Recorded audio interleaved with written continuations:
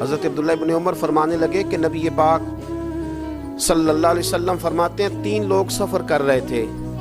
رستے میں طوفان آ گیا، تیز بارش شروع ہو گئی، تو حضور فرماتے ہیں وہ تینوں بارش سے بچنے کے لیے ایک غار میں چھپ گئے۔ کو پتہ ہے پرانے زمانے کے اندر غاریں ہوتی تھیں اور لوگ جب سفر کرتے تھے لمبے تو پتھروں اور پہاڑوں کے بیچ میں سے سفر کرتے تھے۔ وہ غار کے اندر چلے گئے، اب چونکہ طوفان بہت زیادہ تھا، جب وہ غار کے اندر چلے گئے تو اللہ کے پیارے حبیب صلی اللہ علیہ وسلم فرماتے ہیں ایک پتھر اوپر سے لڑکتا ہوا آیا اور غار کے منہ کے آگے آ کے اس نے غار کو بند کر دیا۔ اب اتنا تیز اور اس مضبوطی کے ساتھ وہ پتھر لگا اور اتنا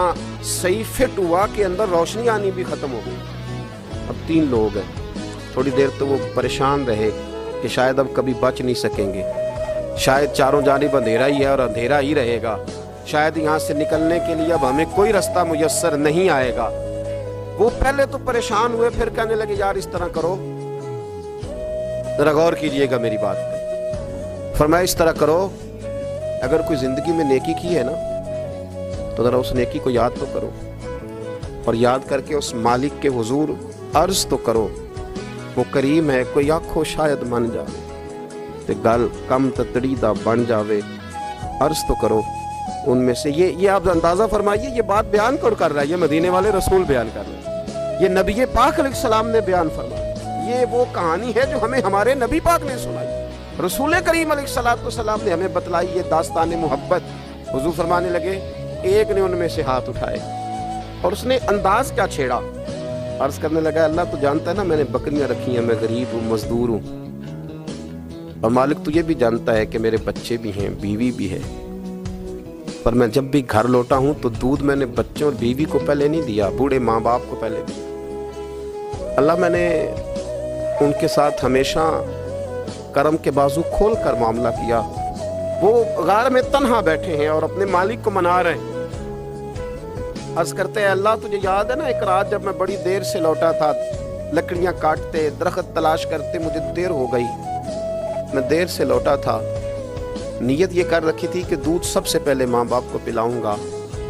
مالک جب میں لوٹا تو وہ بوڑھے تھک کر کے سو گئے تھے، میری بیوی نے مجھے کہا کہ بچوں کو پلا دو، وہ سو گئے، تو میں نے کہا نہیں میرے ذمے ہے ان بوڑھوں کے دل کو ٹھنڈا کرنا، ان سے پیار کرنا۔ اللہ بیوی مانگتی رہی، بچے طلب کرتے رہے، میری ٹانگوں میں گھومتے رہے، بار بار آتے رہے، اور میں نے دودھ نہیں پلایا۔ اے مالک فجر ہو گئی، آفتاب طلوع ہونے کا وقت آ گیا، پر میں نے ماں باپ کے بیدار ہونے کا انتظار کیا۔ اے اللہ وہ جب اٹھے تو ان کی آنکھوں میں جو میرے لیے دعا تھی اور ان کے سینوں میں جو میرے لیے کرم تھا، اگر تیری بارگاہ میں وہ نیکی قبول ہے تو مالک پھر رحم فرما، نہ اس مشکل سے آسانی عطا فرما۔ سنو رسول کریم صلی اللہ علیہ وسلم فرماتے ہیں کہ اس بندے کی دعا مکمل ہوئی تو پتھر تھوڑا سا سرک گیا، اور اتنا سرکا کہ آسمان نظر آنے لگا۔ جس نے ماں باپ کو منایا ہے، ان سے پیار کیا ہے، پھر یہی بات وسیلہ بن جائے گی رب کے ماننے کا۔